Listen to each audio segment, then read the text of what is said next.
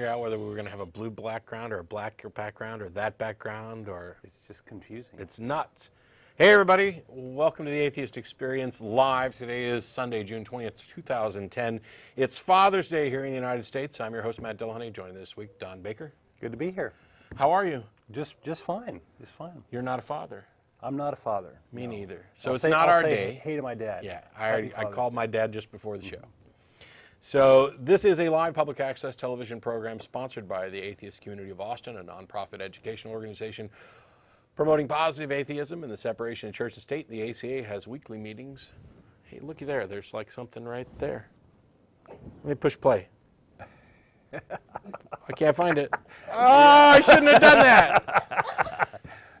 We're vanished. I think that was the self-destruct button, Matt. All right, don't push that button. The ACA has weekly meetings every Sunday at Romeo's on Barton Springs Road beginning around 11:30. Except for the first Sunday of the month when we host a lecture series at the Austin History Center located at the corner of 9th and Guadalupe. The next lecture, the July lecture, will be Amy Parsons talking about Camp Quest, Texas.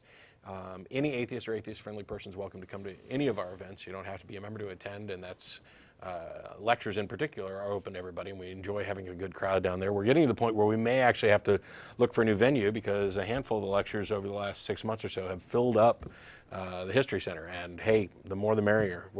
Bring it on. We've had some very popular lectures lately. Yep. It's been great. After this program, in addition to this program, the ACA also sponsors a show which is currently on hiatus, but would normally be a bi-weekly internet audio podcast called The Nonprofits. The plan is to bring the nonprofits back in August was the plan. Okay. It's now looking like it's going to be early September, maybe as kind of an intro to the Bat Cruise thing that's going to happen. I'm moving is the problem, and there's a lot of scheduling conflicts and the radio equipment, but we have plans to bring the show back once everything settles They just want a down. show. They don't want to know about your personal life. Well, I try to Gotta be. keep them happy, Matt. I have to tell them what's going on. Otherwise, I get, what's wrong with you slackers? Is the show dead? Why isn't there a show? Why wasn't there a show last week? Please give me a show. I didn't do a show last week. Can you do another It can show? be demanding. Our fans If you can guys be stop demanding. doing the show, will you do another show, please? Please. Yeah, we will. Hang tight, and we'll do what we can, including trying to even get some special editions or special guests as time and resources permit. After this program is over, we get together and go to dinner at Threadgills at 301 West Riverside Drive. Again, that's open to the public as well. If you're coming down to preach, proselytize, or provoke, please don't. Just call in. We'll have the number up on the screen shortly. Don's got a few things to talk about. I got a couple things I want to mention before we get the show underway. But we look forward to having people joining us. We're on the air till 6 o'clock. We'll be down there around 6:30 or so. And Atheist Happy Hour is every Thursday at the Dog and Duck beginning at around 7 o'clock. Quick notes. Tomorrow, if you are in the Johnson City, Tennessee area, which I'm sure at least two of you are. So, hi, sweetie. The Phelps clan from the Westboro Baptist Church is going to be in Johnson City to protest another military funeral. There are atheist groups and non-atheist groups that are planning to Do a counter protest. Right? I don't want to necessarily call it a counter protest. The important thing to remember is that the Phelpses aren't idiots. They are they're within their legal rights. They are intentionally operating at the very limits of their legal rights in the hopes that perhaps somebody will sue them and they can make money is perhaps one of their goals. It's a family of lawyers. I don't know. Yeah, it's a family of lawyers and things. So for those people who are planning to go out and do something, keep that in mind, that they're operating within their legal rights. They're exercising their right to free speech, no matter how much they come off as being mean and ignorant and hateful and bigoted. So don't turn your counter-protest into a brawl or a ruckus or anything that provides great publicity for them. Instead, they should be looked at as kind of the pathetic, embarrassing cousins that we have to have around. I mean, they are the reason, they're the element of free speech that some people would like to complain about, but they are the necessary evil that comes with living in a free society. And so feel free to, you know, scoff and jeer and look at them curiously and bring your God hates figs sign and, you know, but the other thing that's important to remember is that they're there to protest a military funeral. And you can make the situation worse by turning it into a bigger deal than it is. And I wouldn't want to take steps that go beyond what the family wants you to do. So exercise some caution, but by all means, if this is an issue that you care about and something that you have an interest in, you know, swing by, take some pictures, see if maybe you can engage Shirley in a conversation, since I'm sure that she'll be there.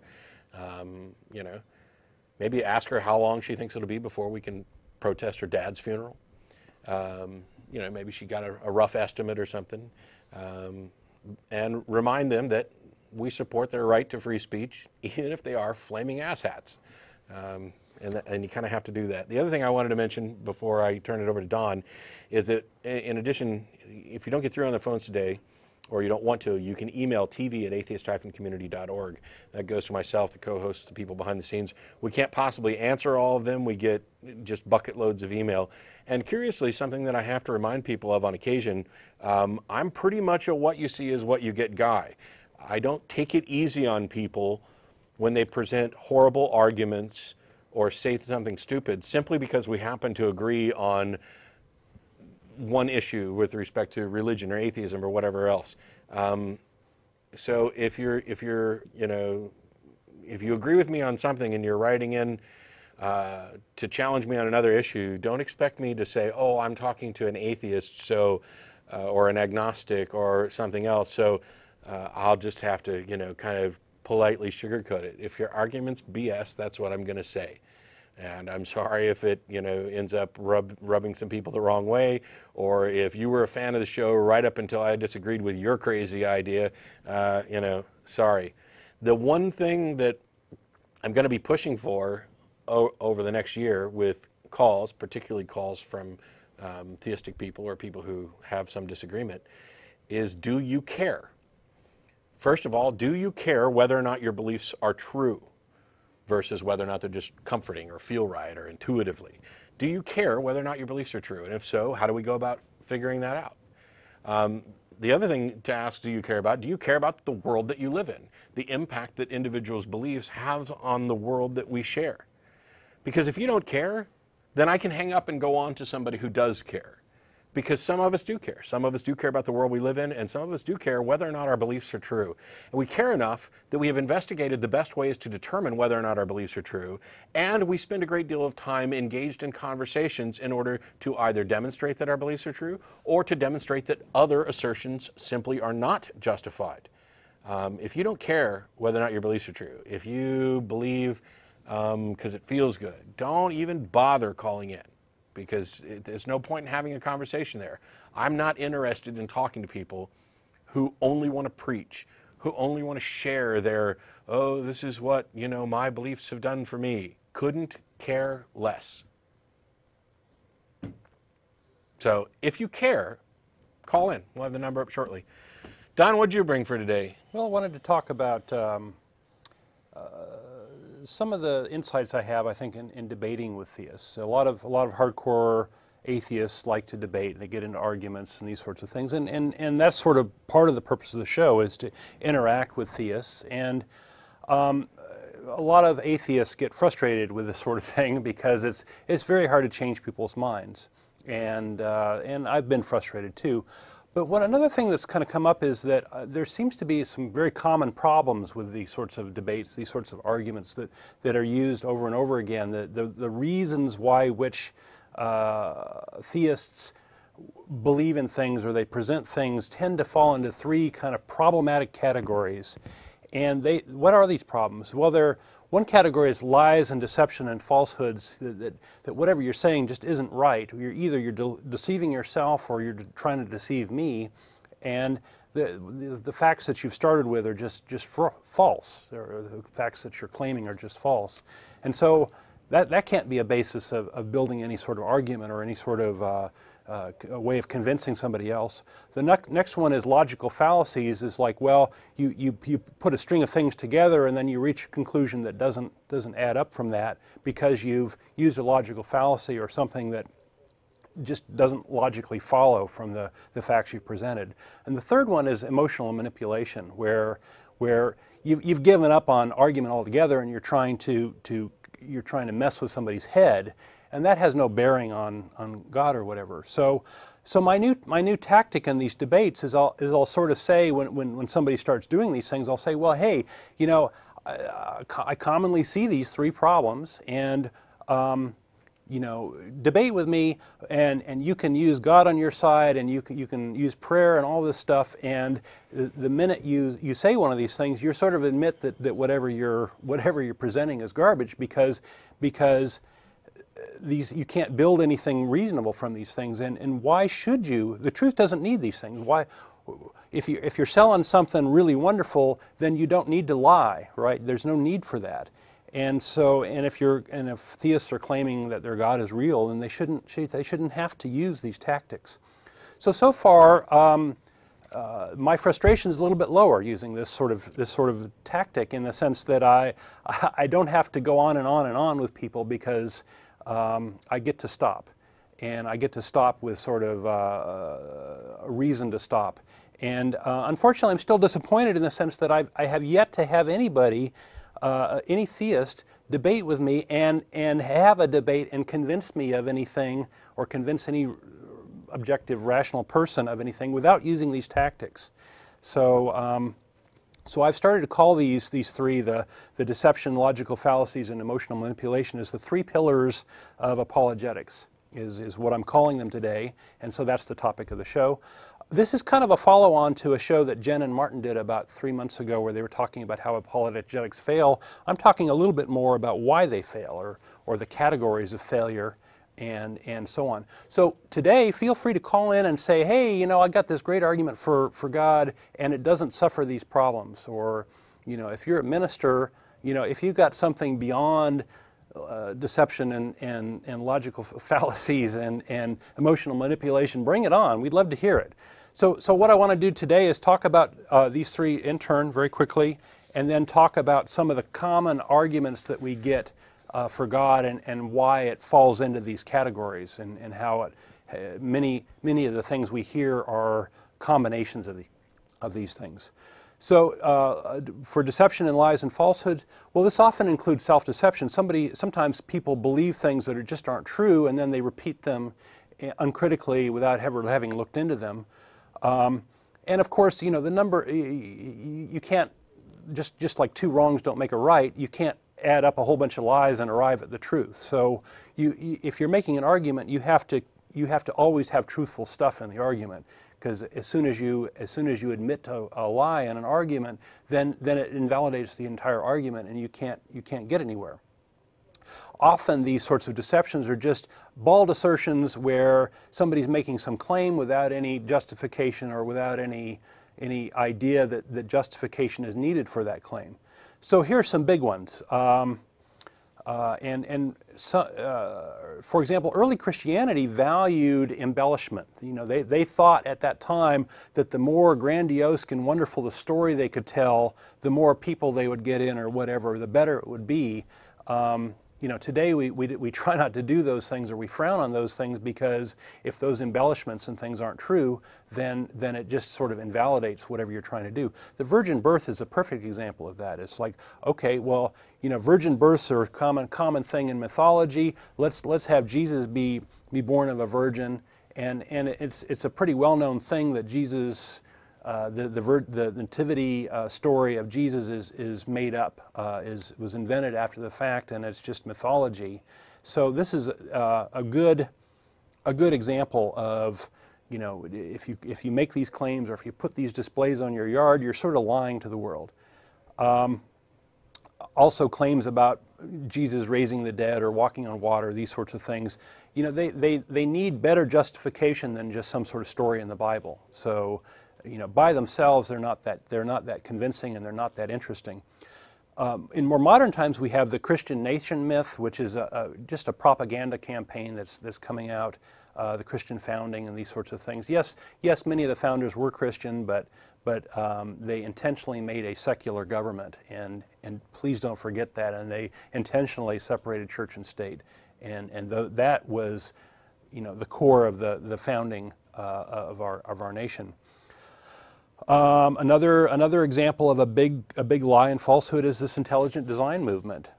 There is absolutely nothing solid behind that. It's just another propaganda campaign that supposedly evolution is a theory in crisis sort of thing, and that's just a lie.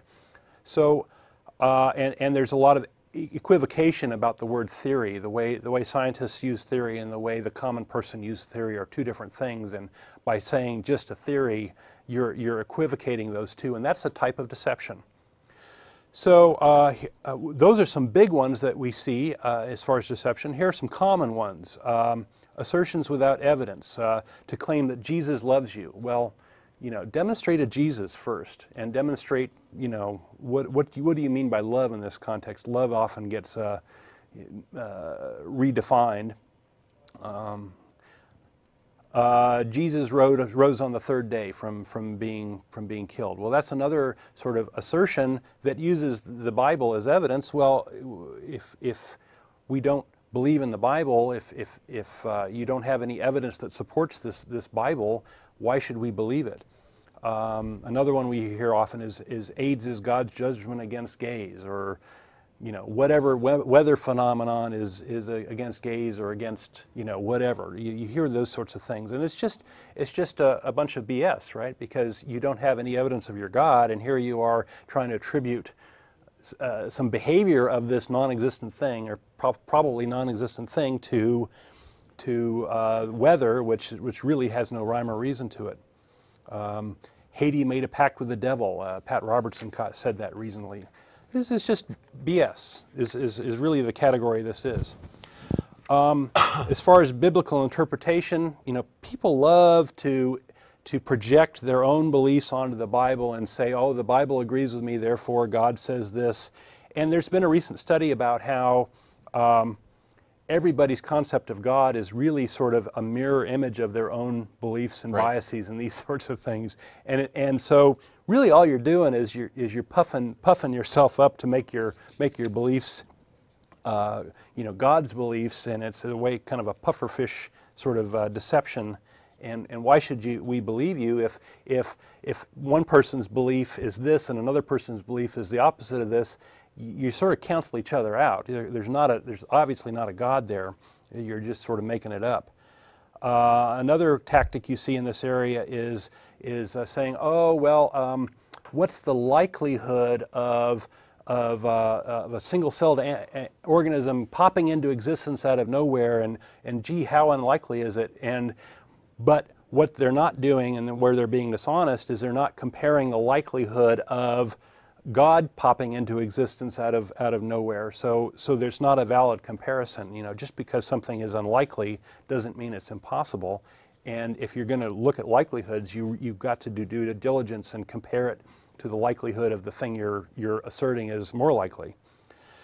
So these are some of the ways that we see deceptions and falsehoods propagated, and you often hear these early in arguments where people will just make claims, and then the atheist will have to back up.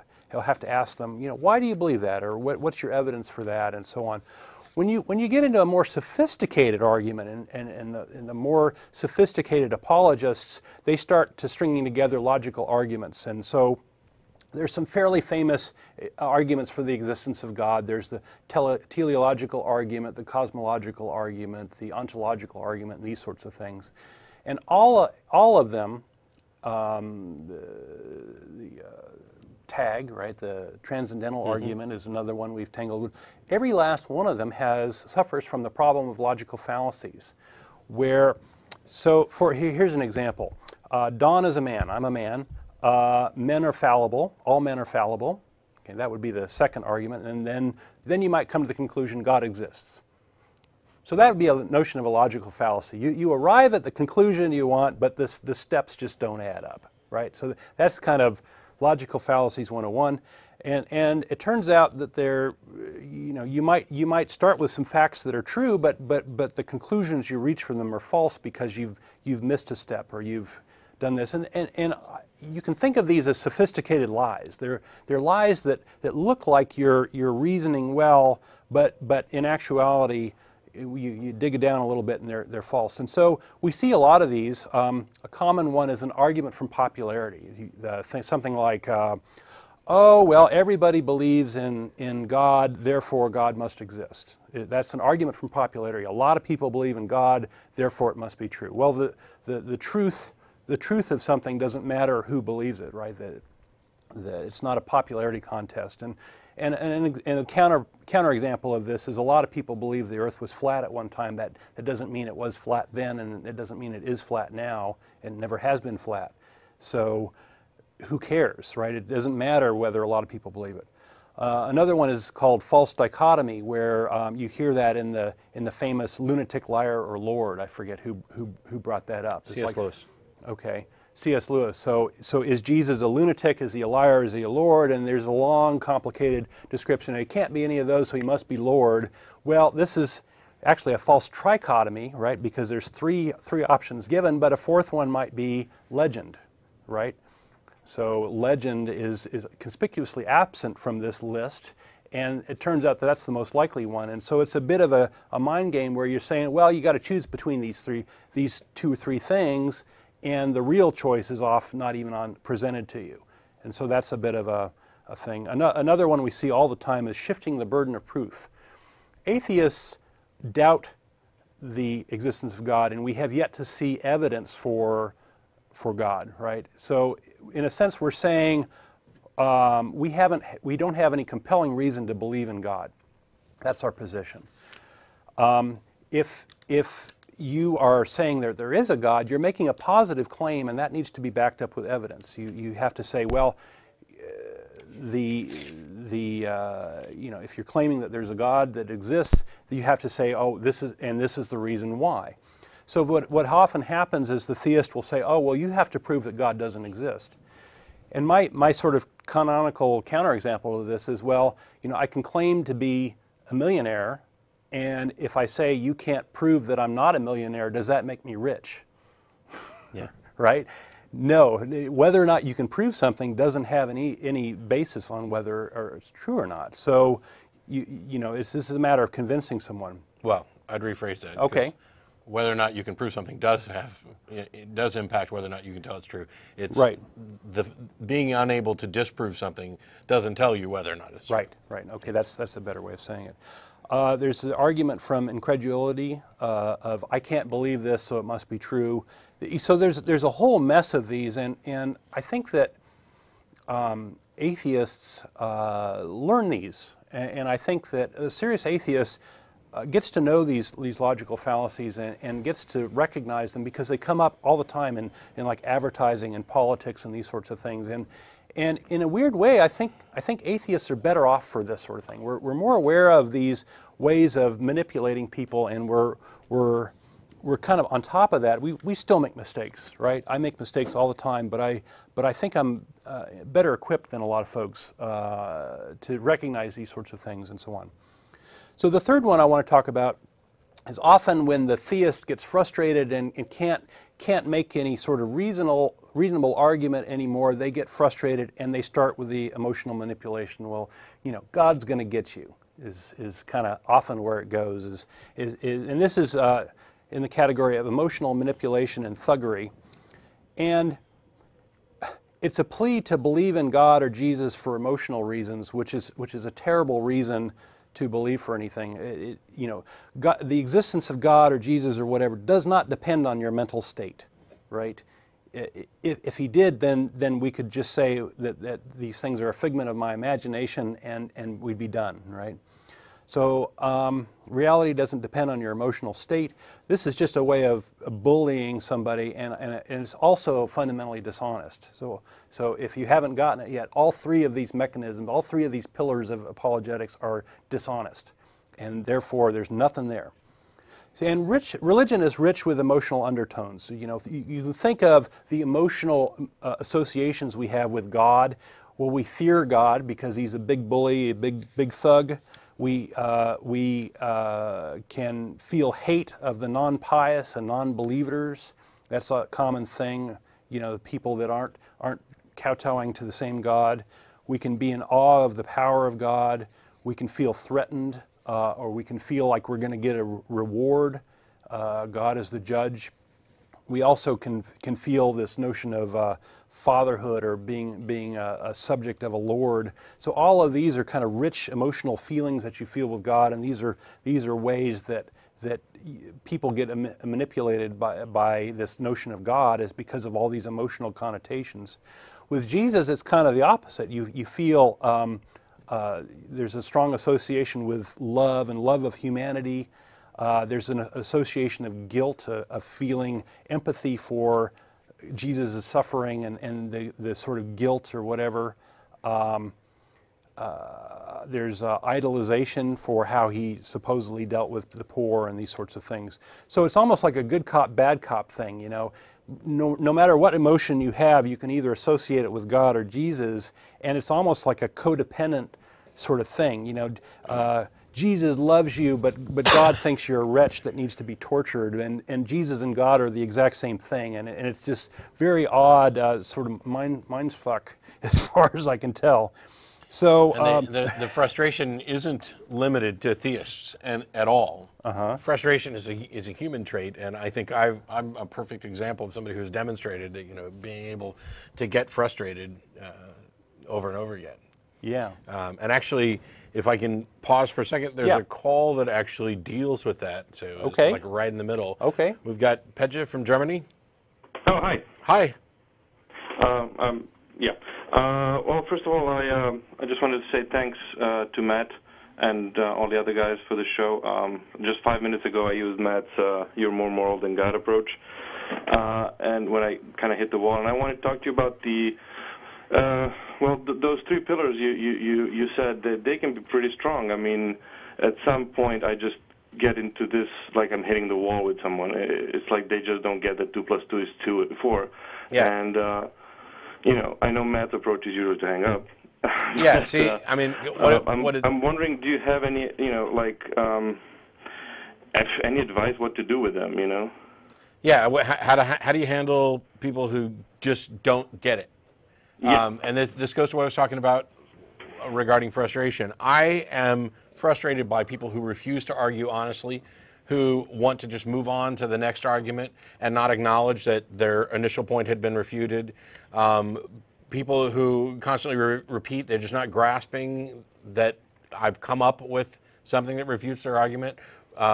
They just move on to another analogy that's the same as the one before. Yeah, there's a moving target. It drives me crazy. Tactic. And on occasion, perhaps on too many occasions, perhaps not, I'll just tell them they're an idiot and hang up.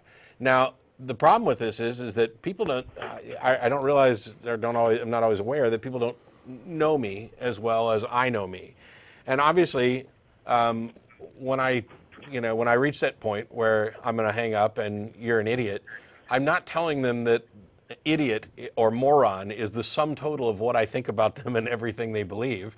I'm saying within the context of that argument, they're being an idiot. And oh, by the way, I'm not immune to that. I've been an idiot and a moron and a buffoon many, many times. The difference is that I seem to actually care about whether or not I'm being an idiot and a moron. And when somebody identifies that and says you're being an idiot, my immediate reaction is to go figure out why are they identifying me as an idiot? What have I done? Can I correct it, or are they mistaken? And the people that I find myself frustrated with are the ones who, when they hear that, they don't care. They don't care about. They care more about protecting their beliefs than whether or not they're true. Or they write you off as someone who's an emotional. Oh, you're mean. So, You're mean. I usually just give up because, I mean, after a point, it just doesn't make sense. And you know, I was wondering if I don't know. I have a couple of suggestions for you. One thing Jeff D does is he makes very sure that the person he's arguing with acknowledges the point that Jeff made. And if Jeff has won an argument, he forces them to say, yes, I concede this point, before going on to the next thing. It's tiresome, but I think it's a good strategy. The other thing is that if you get the sensation that it's just going to go from one thing to the other, Jeff's the best person to make recommendations about this, I guess, is to say, okay, give me your best argument. That's the one I was going to talk about next. Yeah. Get them to start at the beginning. Say, give me your best argument, the one that is going to convince me or whatever, and there is no better argument, right? And and refer to your God. Pray to your God. Make sure you two agree that it's the very best argument, right? And then when you refute it, then you're done. Right? Mm-hmm. Yeah. But I'm done, but they're not. You know, they switch to a different. You know. Yeah. Well, you have to get them to agree. You know? Agree early on that they're going to present the best one. My tactic that I'm presenting today is, I say, hey, there are these three problems, and I state pretty early on in the argument that if you use any of these tactics, you're lying to me. You're full of BS, right? And I say, you know, the minute you hit one of these landmines, you're dead. I win, and I'm not going to argue with you anymore. And I stop, because going on, you know, let me jump up a level. You know, I debate to learn myself. I don't believe that I'm going to convince very many people, and I try to debate in public forums so that people who are listening in, the lurkers, get the benefit of seeing this argument play out, and they can hopefully learn from it, either the people sitting on the fence or really the audience there. And so often when you're doing one-on-one debates with someone who's got their mind made up, it's a waste of time. And I don't. I usually do it so that there's other people, because that's also my goal for the audience to make up their own mind. So yeah, and I like the three things you mentioned, and I also like the what Matt just said also at the beginning about "Do you care?" thing. I'm going to use that one as well. Okay. Well, I'm not going to take up any of your time more because it's already midnight here. Just wanted to tell you, for the guys at Ustream that made fun of me for 2 + 2 = 2 thing, and I'm not German. I'm Serbian. I'm also vice president of Serbian Atheists, a new organization, if you can call it that. And you can imagine how popular we are. And, you know, I'm arguing people that, you know, our beast is just like your beast, but they think it's completely different. And it's just annoying. But, yeah, just wanted to say thank you, guys. I'm good luck to you. Using a lot of your arguments, and I love it. So, keep up the good work. Oh, you Thanks too. a lot for calling. You too. Appreciate it. No problem. Thanks. So, you want to? Yeah, let me go a little bit more. Yeah. You know, we've talked about these three pillars, and what I wanted to do is sort of talk about some of the common things we hear from the audience, and maybe talk about how they fit in here. Sometimes theists hear, Jesus died for your sins. Okay, so first off, this is just a bald assertion, right? That A, Jesus died. B, there was some purpose to it. And 3, there's this sort of guilt thing going on that, oh, I have sins, I'm an evil, awful person, and it's going to make up for it, and I should feel guilty about this. So I would call this both, you know, a blatant assertion without justification and an emotional manipulation. So I think it fits in those two categories. Pascal's wager is one we hear all the time. It's better to believe, briefly, Pascal's wager is better to believe and be wrong than and not risk going to hell. And this is also, you know, there's a lot of problems with this. I did a whole show on it once. One problem is it's again a false dichotomy. You know, we're not only talking about the Christian God, there's a whole mess of gods out there, and how do you make them all happy, and how do you avoid the hells or whatever, how do you avoid going to Hades or whatever hell they've dreamed up in their religions, and pretty soon it's just pretty crazy. It's an emotional thing because it's an appeal to hedonism, right? You're trying to avoid being tortured after you die, and there's no reason to believe that anything is going to exist after you die to be tortured. You know, you can torture the atoms that were part of you at some point, but I don't know. Seems kind of silly. It also misses the probability of God's existence. So when you try to do the math on this sort of thing, that actually is an important fact to play in here. Here's another one. Atheists lack morals, and morals come from God. Therefore, atheists can't be moral. Well, this is another bald assertion. It's an assertion without evidence. It's trying to steal credit for morality for God, which is another false thing. It's an emotional appeal because it appeals to the sense of superiority of Christians that, I believe, therefore I must be moral. So that's it for today. Call in with your own examples. Call in with your examples of things you've heard that fall in these categories, or things you've heard or arguments you've heard that don't fall into it. I'd love to expand this list, but I haven't heard any decent argument for God that didn't fall in these categories, or that I haven't heard any argument at all that didn't. Let's not qualify with decent. Yeah. So yeah, let's take some more calls, Matt. So, as a reminder, we're on for just under another hour, and after we're done here, we'll be going to dinner at Threadgill's, 301 West Riverside Drive. Any atheist or atheist-friendly person is welcome to join us. In addition, I wanted to make sure that I announced the thing that I skipped in the actual announcements, which is that registration is now open for our bat cruise, our annual bat cruise. Austin has one of the, or the largest population of metropolitan bats in the world. Mm-hmm. Millions.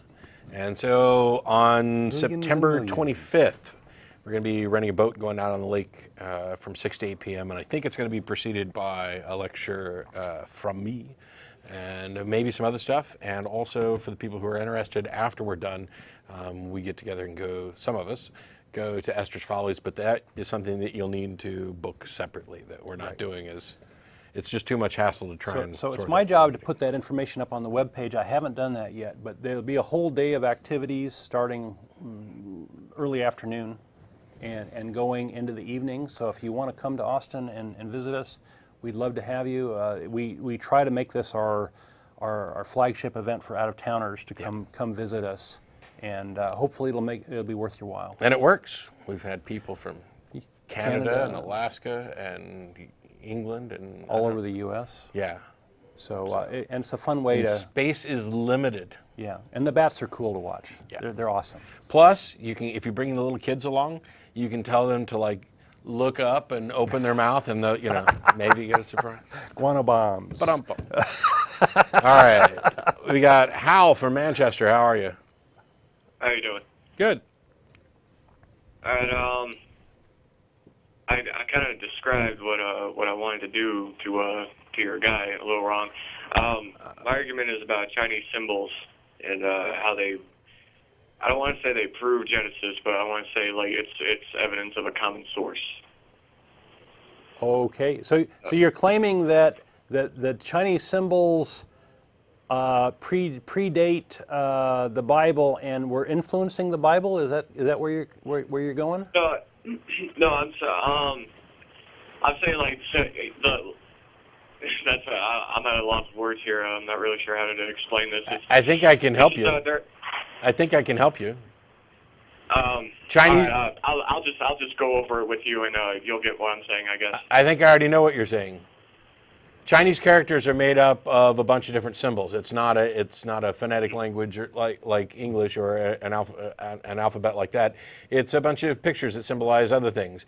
And so there are people who say, if you look at, for example, the Chinese character for devil, it includes sub-characters within that character that are like garden and tempter and that type of stuff.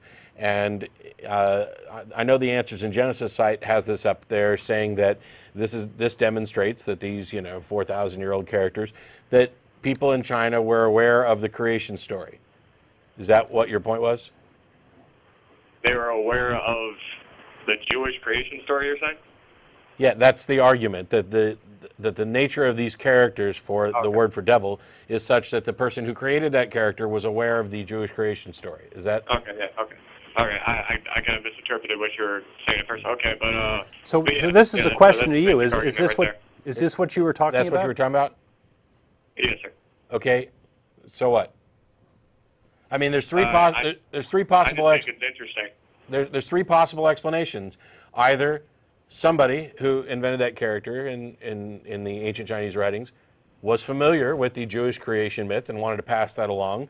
That kind of makes sense, that you make a character that relates to the story. That's kind of the way Chinese works, although I'm not an expert. So that's one possibility, that the person who created that character was familiar with those stories. The other possibility is that people are seeing patterns in those characters, and that Chinese language in particular lends itself to finding patterns of words and other words. I'd say that that's also viable, considering that you can walk into any marketing department in China, and what they end up doing is twisting and turning their characters into, new fonts so that you portray more message and people read more into it than what the actual character's for.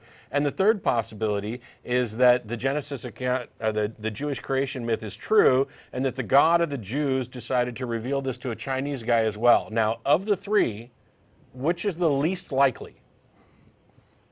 You see, now, if you ask me, the last option is the most likely, because Why? this is going along with ancient Chinese, and these symbols supposedly predate any Jewish civilization. Well, how is that possible? Doesn't that contradict your Bible? Wasn't the Jewish civilization the first? Well, no, the Jewish civilization didn't always exist. That's something that came along so a while after. No. My next question would be okay, if somehow this creation story influenced China somehow, ancient China, what else you got except a character? No, we don't go do an okay and go on to that. No, okay. The reason is, you're saying that it's more likely of those three possibilities that a God did it, and then you're saying that it's because the character predates Jewish culture. Well, that's in direct violation with what the Bible has to say. I mean, Adam and Eve, the formation. This is what I'm saying. The Hebrews did not exist at the So first time what? of creation. So what? They exist. So what? I'm The saying story did. It's a little coincidental that the Chinese characters existed before the Jews even existed. No, okay. I apologize, Hal. You're being an idiot about this, and here's why. The story existed. If the story was true or not, the story existed. Are you saying that the story didn't exist for the Hebrews until after the Chinese invented the character? How is that possible? That's what I've heard, is that these characters existed before the Hebrews came along and let's think for a second. Wrote down their stories. Let's think for a second. If the Chinese character existed before the story existed, then clearly the story can't be true. Because if the story is true, then this is the story that was passed along from father to son, from Adam all the way to Moses. Now, those two things are in direct contradiction. Either this story existed within the zeitgeist of Hebrew culture before the nation of Jews became extant, or it did not. And if it did, then it's no surprise that a Chinese person might have found out about it and created a character. And if it didn't, then it's irrelevant that China has a character for this. Well, you see, It's reductive. This is the point I'm getting at, though, right here, is that the Chinese, even though they were an isolated civilization from the Hebrews and stuff, and they existed before the Hebrews, and these characters were in existence before the stories came up. And what I'm saying is, though, is that they were already aware of the creation account. So the Chinese existed before the Hebrews, and they were aware of God's creation of the Hebrews. Of the whole world. Well, but oh wow.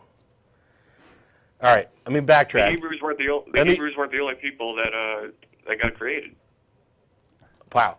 Let me backtrack, because what I tried to demonstrate is called a reductio ad absurdum.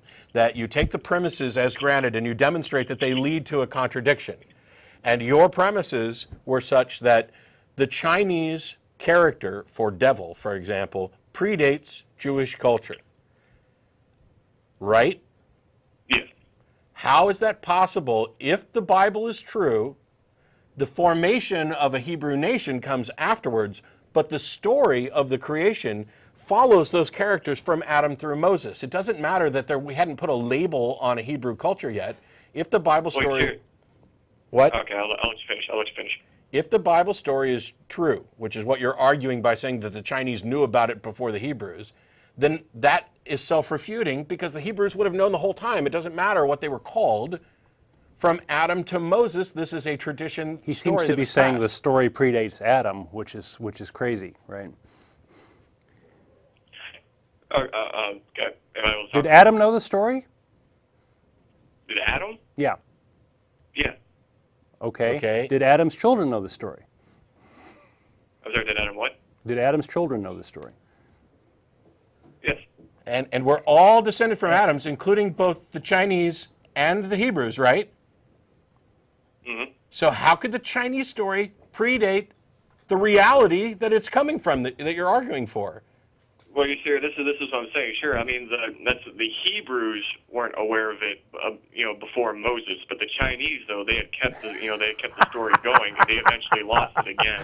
Okay. Supposedly But- Moses but was they a carried it descendant on, of and they Adam. recorded it through their symbols. Okay.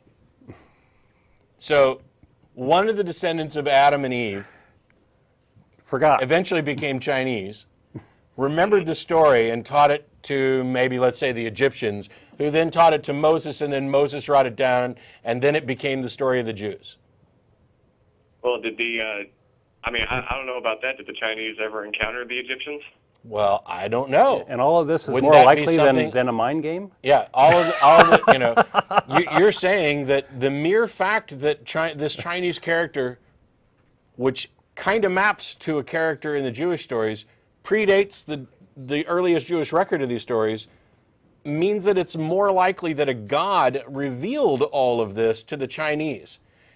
And you're doing this despite the fact that this god in the story somehow didn't choose the Chinese as his chosen people. Well, the Chinese back in those days just pretty much still carried on the story, but among the Hebrew people, they lost it. But then you can read like Exodus and stuff, and that's when they become God's chosen people. And you think that's all more likely than the other two options? I do. I just find it too coincidental. Oh, For- so your argument, okay, because when I started the show, my primary question was, do you care whether or not what you believe is true? And you're claiming that you do care, but your argument is that this is too coincidental. It's too unlikely to have happened any other way than by divine intervention. And I wonder by what criteria you have made a determination that divine intervention is the best explanation, other than your own befuddlement at other possibilities. I'm basing this all on the assumption that the ancient Chinese were isolated from the Middle Eastern and Semitic cultures. Now, if somebody comes up to me and shows me that they did encounter each other before these symbols were created, then I'll accept that right there. But just like I said, right now I'm assuming The story you're accepting necessarily draws that conclusion. Let me break this down for you. You just said if somebody demonstrates evidence that the Chinese came into contact with them prior to then. And let's start at Adam, because we're accepting your story as true, and then it branches down, which means they've always been connected. They are all the result of the same tree. Well, yeah. I'm saying, but after all that, like before the symbols were created, and people can show just not like by biblical accounts. Basically, you have no clue what you're talking about, but you evaluated three prospects and concluded that a divine intervention is more likely than human error, or that one guy met another guy and wanted to pass on his creation myth. Really? Well, now you're shifting now you're shifting the burden of proof, because now you have convinced yourself that that answer is likely, and you won't change your mind until somebody shows you evidence that absolutely contradicts it.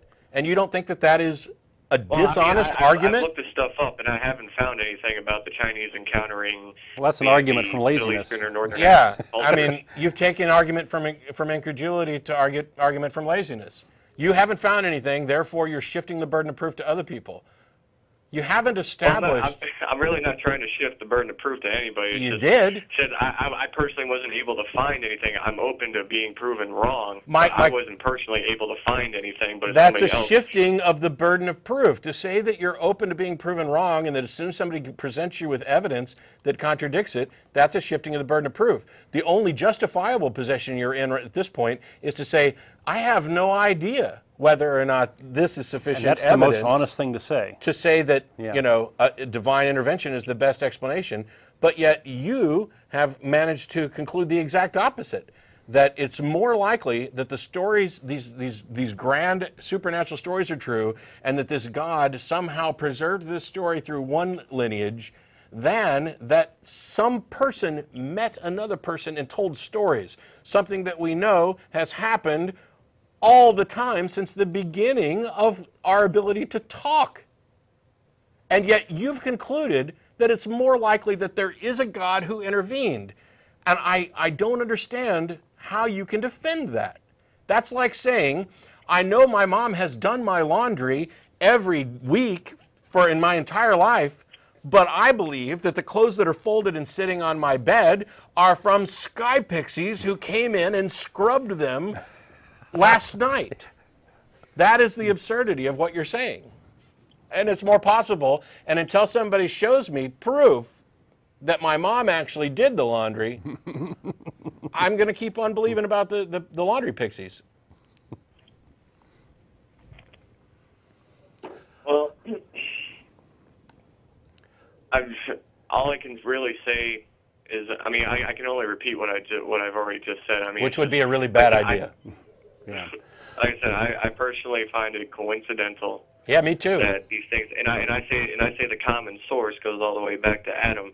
But if somebody can, like I said, if somebody can actually show me that the common source was long, like after that, you know, I don't know, just something that doesn't agree with a biblical history. Yeah. Then So you bought into something you like, and until somebody shows you different, you're going to cling to it. I think the point to make here is that often the most honest and honorable answer is to say you don't know, and use that as a kind of a kick in the butt to say, well, I'm going to go learn more, and I'm going to hopefully, you know, make decisions based on good evidence and that sort of thing. If I care about it enough, if it matters, then go forward and learn. But it's generally dishonest to pick an answer and then try to, you know, conduct some sort of horse race where you're racing the answer you like the most against other answers. It's better to withhold your belief until you have proper evidence. I'd really like to get to the core of it, because this baffles me. This goes back to the, you know, do you care whether or not your beliefs are true, which I'm going to end up repeating a lot. I'd like to find out how it is that a reasonably intelligent person can look at all this and say, wow, I just can't believe that this happened any other way than some mystical, supernatural convergence of events type thing. Well, it could be ignorance about, you know, the fact that we see patterns in things. We are But he's programmed. denying that. He's saying that our propensity to see patterns is less likely than that this pattern is true. I don't understand how anybody can say that they care whether or not something's true, be presented with all of this information, and then say, I think it's more likely that the story is true and a God did it. I mean, that is such a perversion of reasoning to me that I cannot possibly grasp it. It is as absurd as maybe thinking God that, does everything. that fairies have done your laundry. It is, and it's, by the way, it's special pleading, because you could be presented with 1,000 other coincidences like that from hundreds of other religions, and your criteria for determining whether or not something is true would force you to accept all of them. How do you deal with that? How do can you you give me an example of something like that? Off the top of my head, I'm not going to give you another example because I don't find this one particularly compelling. I mean, why? Okay, list any of the similarities between, for example, Jesus and the hundreds of other messianic claims, or the you know, Athanasius or not Athanasius, Apollonius, or the similarities between. There are stories that have those similarities. You have not heard of any of those? Well, I mean, I have heard of Apollonius. I remember watching this Okay, National Geographic special on him. So what reason would you have for rejecting either the Apollonius stories or the Jesus stories? Well, I have my personal reasons for Yeah, believing. okay, we're done. We're done, Hal. To be convinced by it. We're done. But, We're done because you won't argue honestly. You just went straight to, oh, I have my personal reasons, which tells me you don't give a damn about whether or not something's true. And we've already tried over and over But again. It's just that it's a long story, and I don't think you guys really want to waste all your time listening to it. Probably not. I'm interested in actual truth and somebody who can actually demonstrate truth.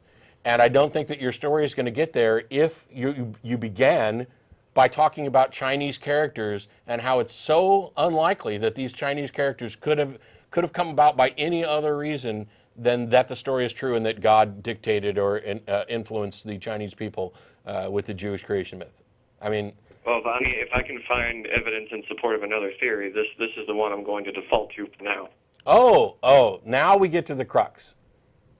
You're saying, I'm going to accept this until I find better evidence of something else. Yeah. Okay. Do you not see the problem with that? No, because I think the circumstantial evidence in support of this is pretty sufficient for now. I'll tell you the problem with that. I'm going to accept that lightning bolts come from Zeus until I find out better information. I'm going to accept that bumps on people's foreheads tell me what's going on inside their heads until I get better information. I'm going to accept that diseases are caused by demons and devils and we need to engage in bloodletting until I find better information. The problem is that you've accepted an answer without sufficient evidence, and you're willing to be wrong about it while running around thinking you're right, and that makes you an idiot.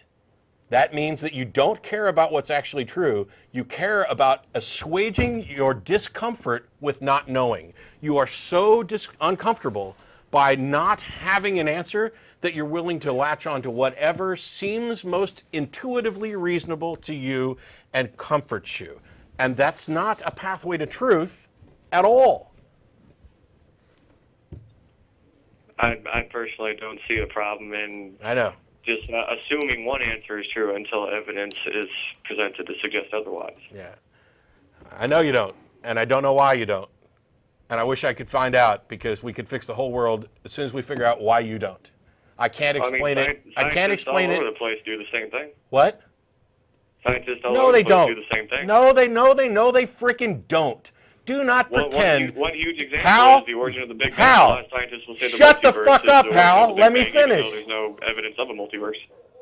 Hal, You're do on not hold. pretend that what you're doing is even remotely comparable to science. Science doesn't just latch on to whatever feels good and then hopes maybe later on we'll find the truth. Science gives explanations and doesn't assert absolute certainty at any point.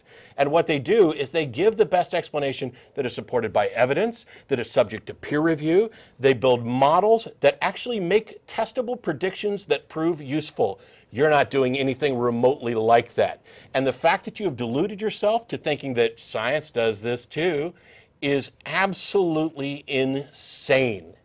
Absolutely insane.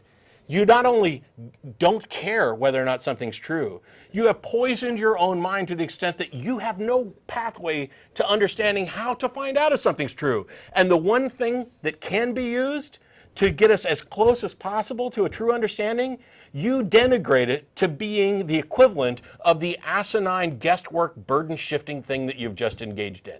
We're done, Hal. Completely. We're moving on. Science just guesses until it finds a new answer. No.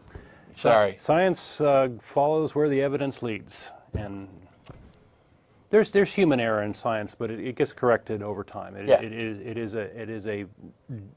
the long term, it's a reliable way of finding answers about the world. There's just no assertion of absolute certainty in science. No.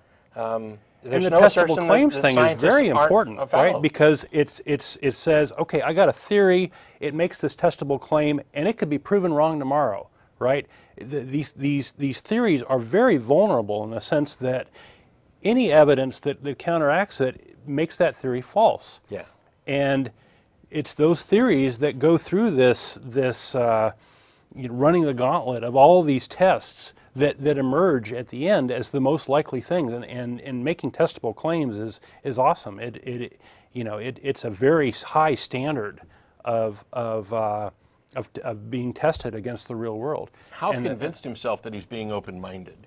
And I see this all the time, especially from the pseudoscientific woo-woo, crowd, that they're being open-minded, that, well, we haven't completely disproven homeopathy, so I might as well engage in it, and, Right. Science doesn't done any better. My ass, my aching ass. Yeah. How dare you? And hopping on one sort of theory or pet answer for something is kind of, your laziness ends up becoming part of the equation, in the sense that if you start with a situation where I say I don't know, then I'm not making any decisions based on false. Yeah.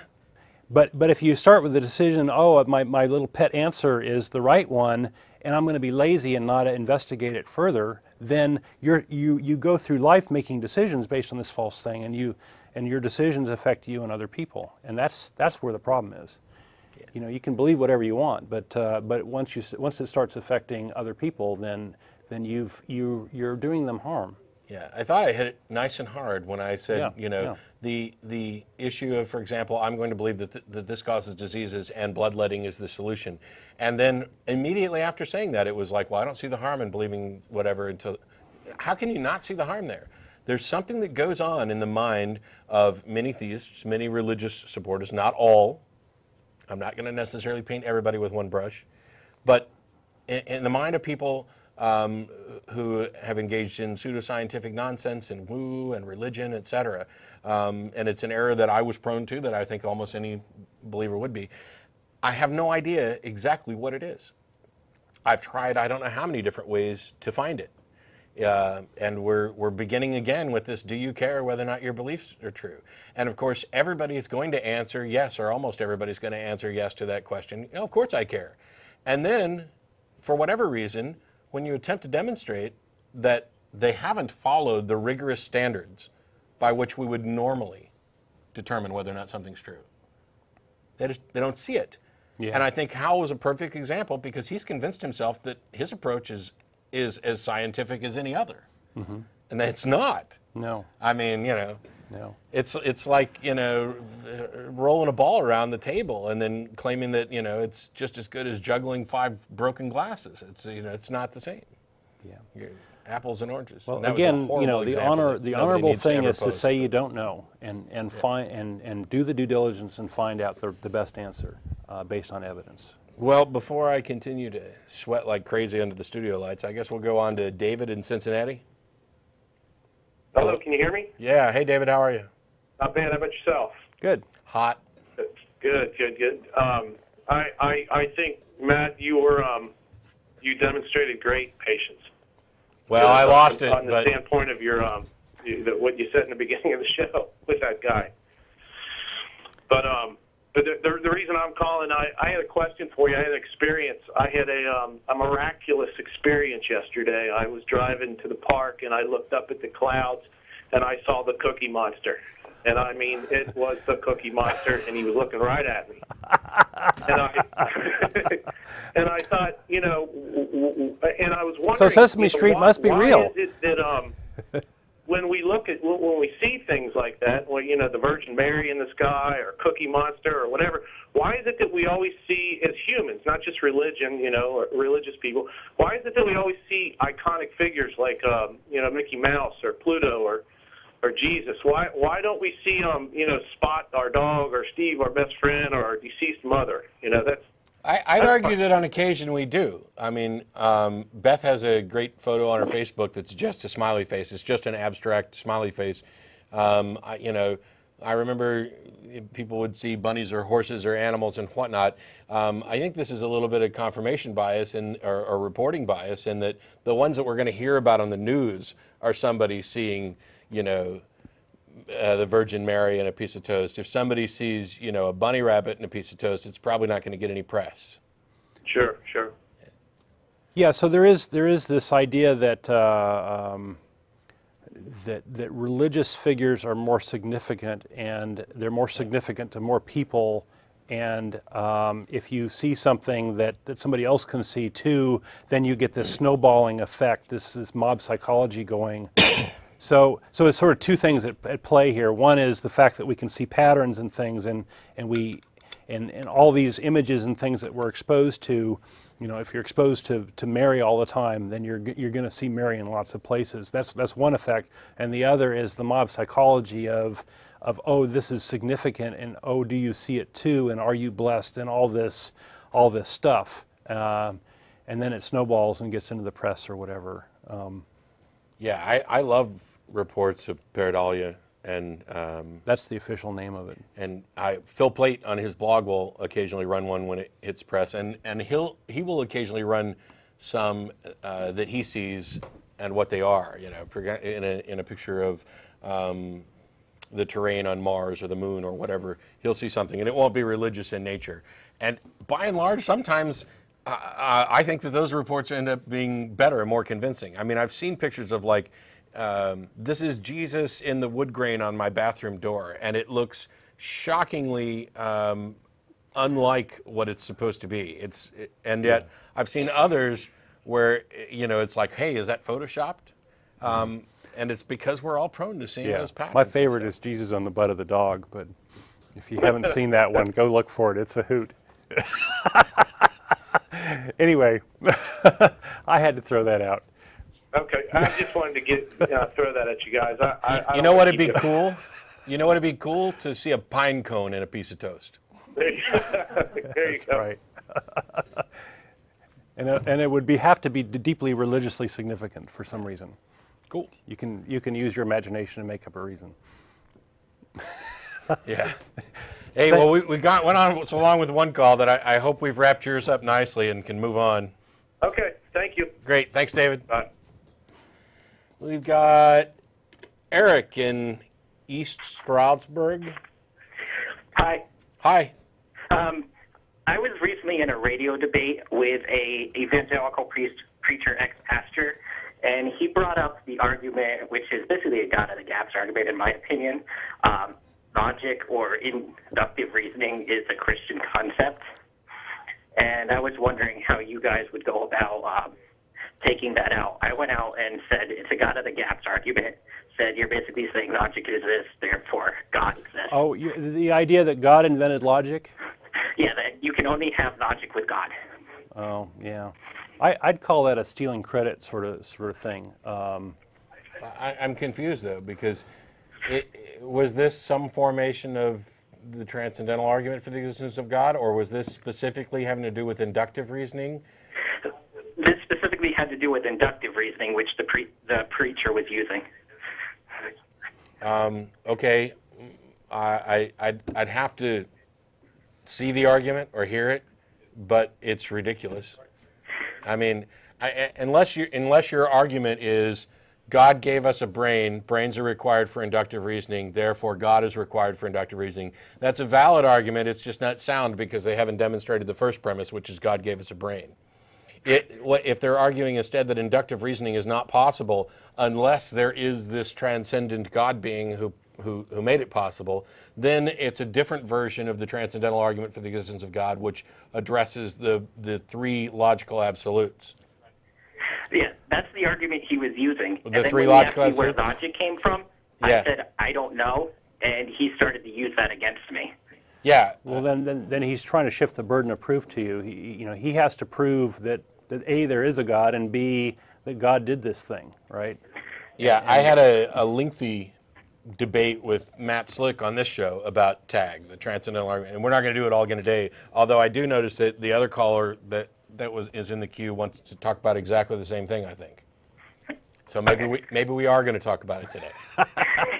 My basic thing was I then went on to list all these other ridiculous possibilities like Allah, invisible pink unicorn, flying spaghetti monster, and said I could assert they're the reason for inductive reasoning. Yeah, they're You have equally to prove valid. yours. reason is the right one. Well, the typical arguments, and I'll have to give him the benefit of the doubt here. The typical argument is that there must be some being, and so he would probably agree with all your premises, and then say now it is our objective to figure out which of those beings it actually is, or which group of beings are actually responsible for it.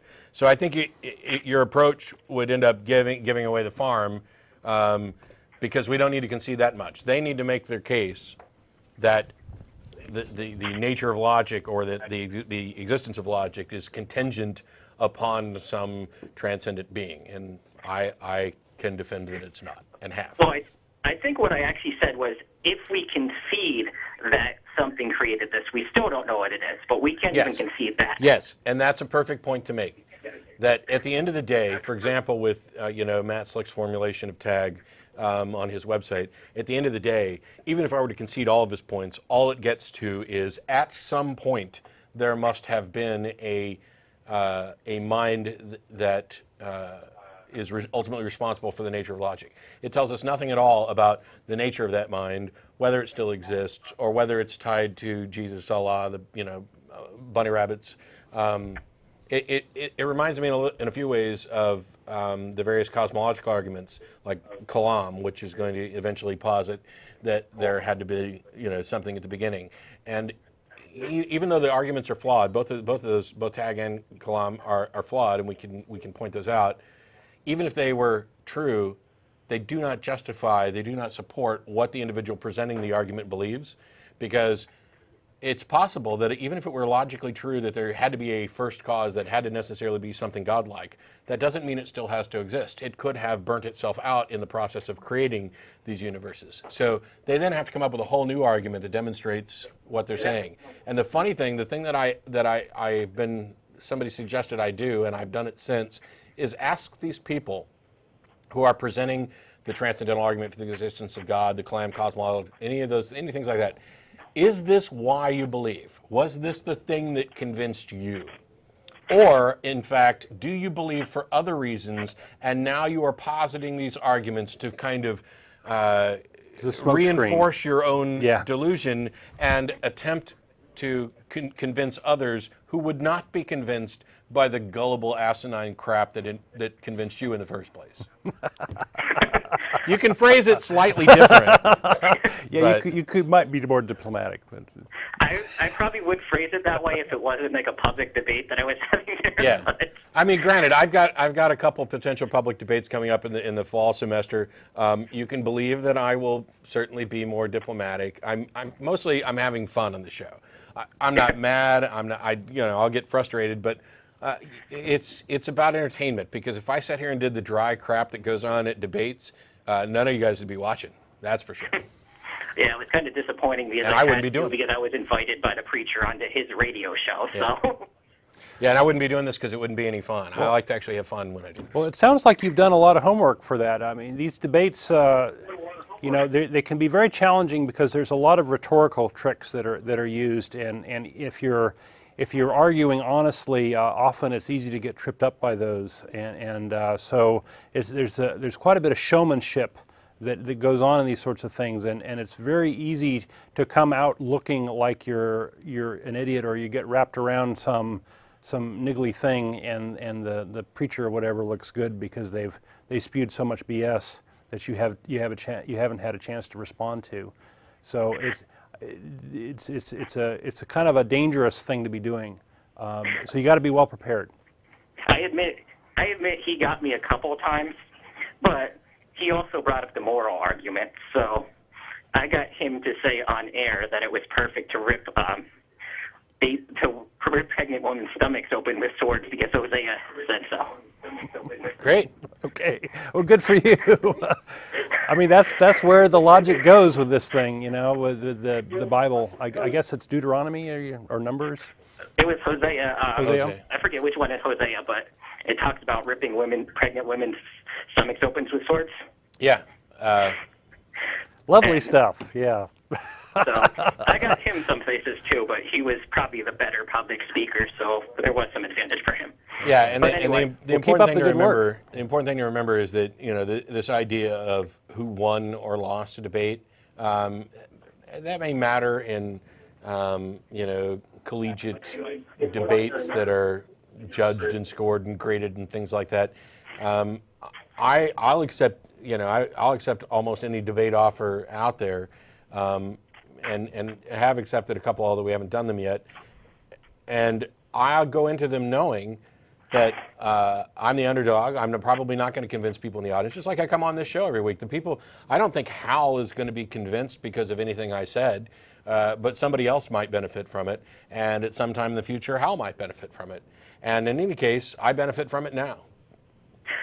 What I'm finding is that maybe not the people who are listening to it completely are, like, outside of my friends are finding any difference in their opinions, but some of my friends are now coming up and asking me questions that they would have never asked before. Well, good, good. So, And I think but anyway. the public benefits by having these sorts of things where these issues of ultimate concern are talked about, and that's part of the reason why we do the show. Is these are important topics, and you know our viewpoint, I think, deserves to be heard. Anyway, so good for you. Good for you. So thanks anyway, a lot. I'd Thanks just a like lot to for thank calling. you for your time today, and you did give me some extra points to think about when going about that topic from here on out. Cool. Okay. Thanks, Eric. All right. Have a good day. One of the things, you know, this idea, or we get, I've been asked a number of times, you know, well, you know, why do you care? You know, why can't you just let people have their? People can have their beliefs. I'm not trying, you know, I care because I care about whether or not something's true, and because I care about the world that I live in, et cetera. I know there are plenty of atheists and agnostics and secularists out there who have absolutely no interest in discussing these or having debates or public debates because they want to go out and enjoy their life, and you know, good for them. Nothing wrong with that. I got no objection. This is something that I enjoy doing, and I actually give a damn. So I'm going to do it. Well, yeah, but you know, aren't you? You know, doesn't this mean that you I don't know, secretly believe or something? Because why would you spend so much time talking about something that you don't believe in or whatever? And the answer is, the reason I talk about it so much is because it's a real problem. People really believe things and then really take actions based on those beliefs, and those actions really affect all of us. I'm baffled at why more people don't seem to care. I'm baffled at when somebody asks me, you know, I just can't understand why an atheist would do that. I don't know how to answer you, because to me, the only reason to not is because you don't give a damn, which is entirely your right. I would encourage, you know, I'd like to see more people caring, but, you know, if you don't, you don't. We've got from La Crosse, is it Ian or Ian? Ian. Ian, how are you? I'm fine. How are you? Pretty good.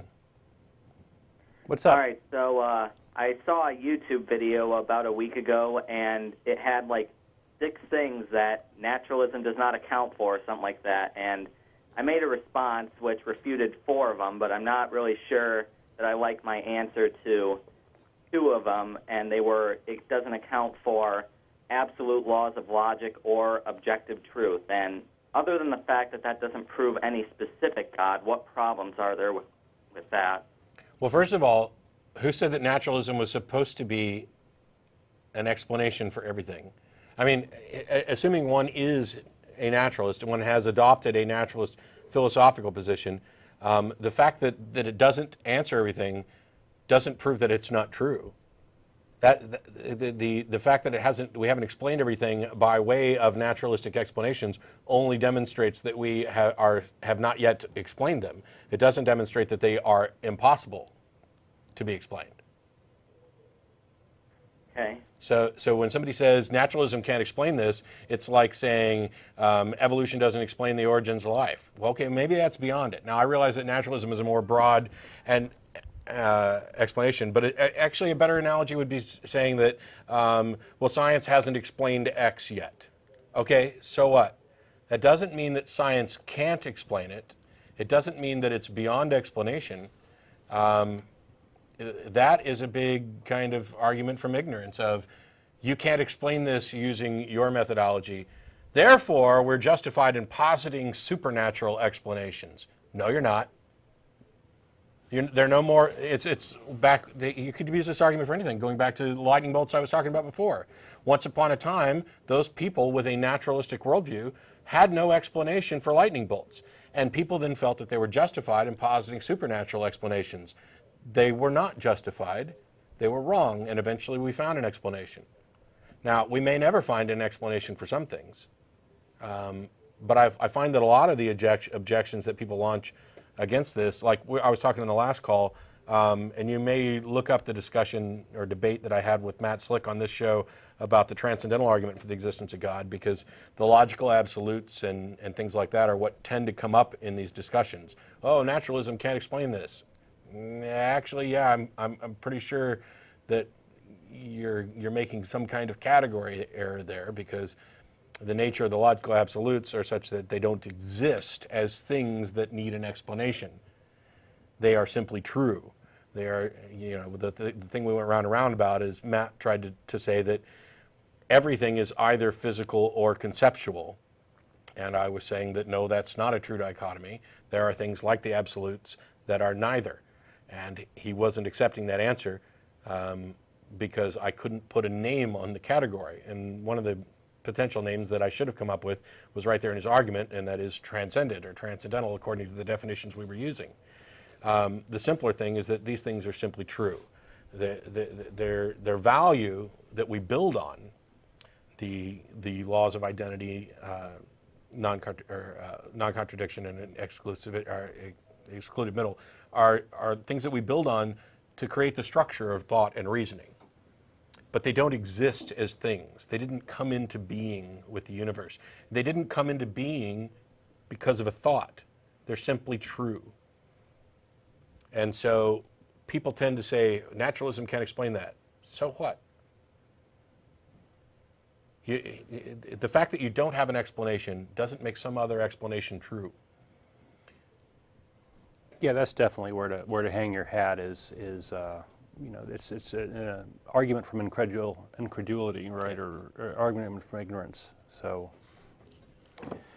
that's where a good place to stop, because you can get these logical things you can get wrapped around pretty easily by the theists, especially ones like Matt Slick, who kind of know all the rhetorical tricks and these sorts of things. So it's their burden of proof to say, hey, where did these things come from and how did they come about, and the fact that they're there is not necessarily a proof of God. So I hope that helps, Ian. Yeah, the response that I gave was that, well, first of all, they're assuming that the default state of the universe is that truth is not absolute or truth is subjective or something like that. And the second thing they're assuming is that if God existed, that would somehow change that. Yeah. Yeah. These are big assumptions, both of them. Yeah. Because when you start talking about objective reality, objective truth, things like that, you're probably on murky ground, and you're probably dealing with somebody that's saying, you don't have an answer for this, and I do think that I have an answer for this, therefore mine is more viable and your entire worldview is crap. And that's, it's almost something that I think is so asinine we shouldn't even have to respond to it.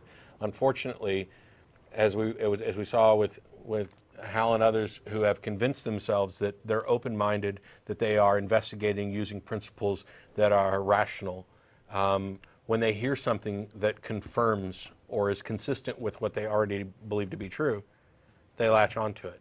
And it becomes an oh duh moment. And I did the same thing. I had, and I've talked about this before, I had an oh duh moment that was probably one of the stupidest things I've ever done.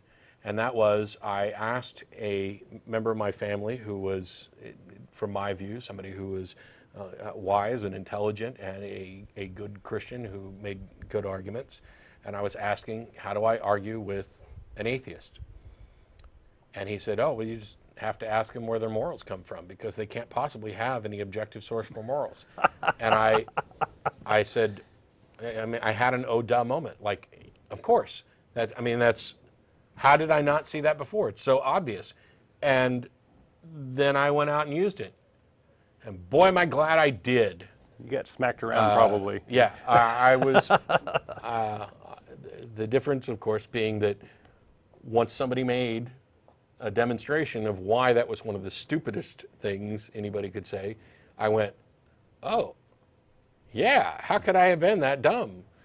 There's something different about, there's some presupposition, some protective shell, some compartmentalization, and it's probably different for most people.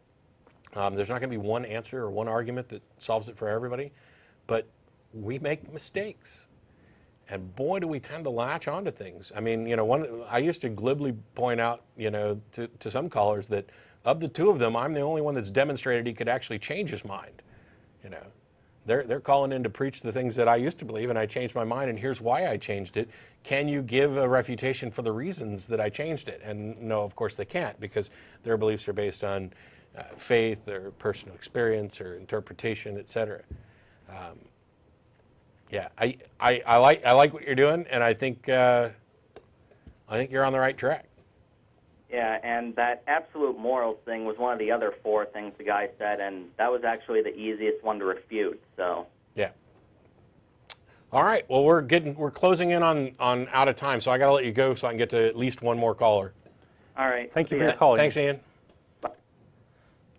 I think he said bye. I think he said bye too. We've got Aaron in Austin. Yes, Hey, thanks for waiting. thanks. Hey, I've got a question for y'all about Bible prophecy, the end times, and nuclear apocalypse. Okay. Basically, I'm wondering what y'all's views are on it. I've heard this prophet guy in Austin here on the local channel speak that Abilene, his hometown, that he's one of these prophets that is supposed to live through the end times, and that's where he's coming across, and he's basically saying that 1/3 of the population of Earth will be killed off, you know, from nuclear apocalypse and stuff like that. Just doesn't sound very heartening to me. Go ahead. I don't see any difference between this guy and the guy that stands on the street corner with a sandwich board saying the end is nigh. Yeah. I mean, there have been doomsayers all over the place. It's not remarkable that somebody can read something into the Bible and make money off of it, or turn it into a ministry of some sort. You know, that people have been doing that all along. And have that holier than a holier than thou view. You know, that kind of pissed me off. The thing is, you know, people will make claims like this all the time. Whether or not there's anything valid behind them remains to be seen. They need to actually demonstrate with evidence. And one of the claims is that these people tend to get credence from is that, well, I'm not getting rich. I'm out here doing this because I believe it sincerely and blah blah blah. I believe that they're doing it, and I believe that they're doing it because they believe it sincerely. But don't think for a second that they're not getting rich. They might not have a penny in their pocket like me, but they're getting rich because there are more things that they get out of this than just pennies and dollars. I mean, that's not and something that is you really attention as a and kid credibility. You look and say, and I gotta stop you because we're out of time. I gotta stop you because we're out of time. We're sorry. There's the crew. Show thyselves. There they are. Okay. Thanks everybody for tuning in. Well, there will be no show next week or the following week. There's a studio conflict next week, and the following week that's the 4th of July Atheism weekend. withdrawal. So it's 3 weeks until we're back on again. I apologize. I meant to mention that earlier. I'm sure the chat room's going crazy now. So, you know, find a pine cone and have a good week.